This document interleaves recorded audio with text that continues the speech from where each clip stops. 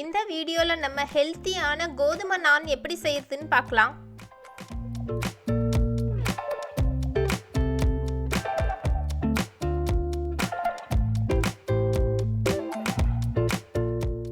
ரெண்டு கப் அளவு கோதுமை மாவு எடுத்துக்கோங்க.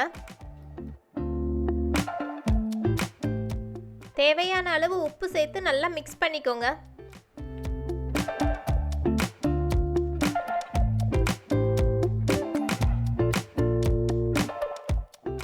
100 ml வார்ம் வாட்டர் எடுத்துக்கோங்க. அதில் 1 ஸ்பூன் அளவு ஈஸ்ட் சேர்த்துக்கோங்க. 1 ஸ்பூன் அளவு ஒயிட் சுகர் சேர்த்து நல்லா மிக்ஸ் பண்ணிக்கோங்க.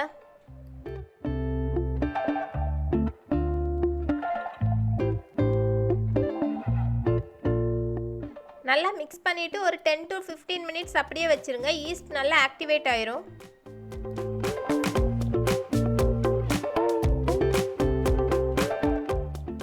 இப்போ கோதுமை மாவில் 1/2 கப் அளவு தயிர் சேர்த்துக்கோங்க.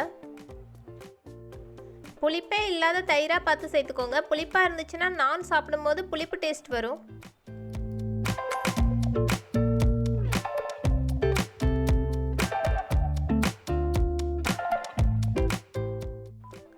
அடுத்தது ஈஸ்ட் ஆக்டிவேட் ஆன தண்ணியை கொஞ்சம் கொஞ்சமாக சேர்த்து நல்லா பிணைஞ்சு எடுத்துக்கோங்க.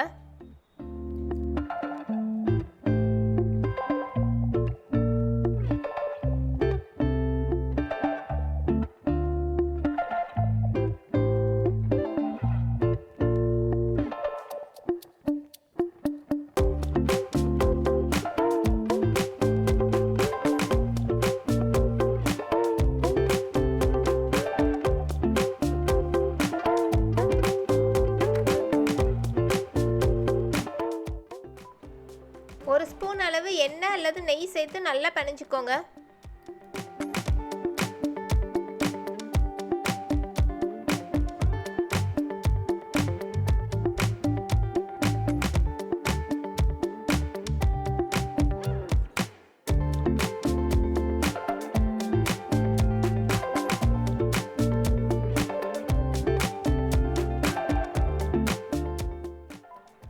இப்போ இந்த மாவு நல்லா சாஃப்டாக பிணைஞ்சதும் 1 to 2 hours நல்லா ஊற வச்சுருங்க.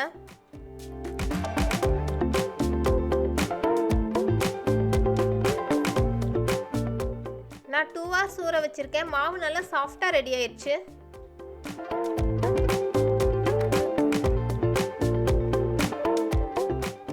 இந்த மாவை சின்ன சின்ன ரவுண்ட் ஷேப்பாக உருட்டி எடுத்துக்கோங்க. அடுத்து சப்பாத்தி கட்டையில் வச்சு நல்லா மெல்லிசான சைஸாக தேய்ச்சி எடுத்துக்கோங்க.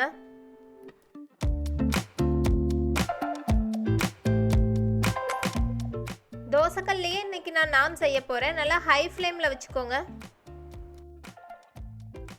ஹை ஃப்ளேமில் வச்சு தான் குக் பண்ணோம். 2 பக்கமும் ப்ரௌன் கலர் ஆகிற வரைக்கும் திருப்பி போட்டு குக் பண்ணிக்கோங்க.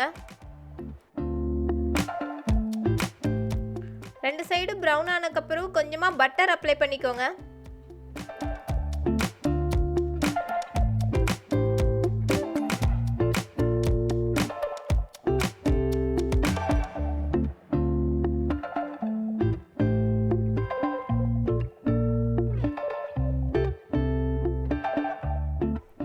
ரெண்டு சைடு பட்டர் அப்ளை பண்ணிவிட்டு நம்ம எடுத்துடலாம். இப்போ நம்ம வீட் நான் சூப்பராக ரெடி ஆயிடுச்சு.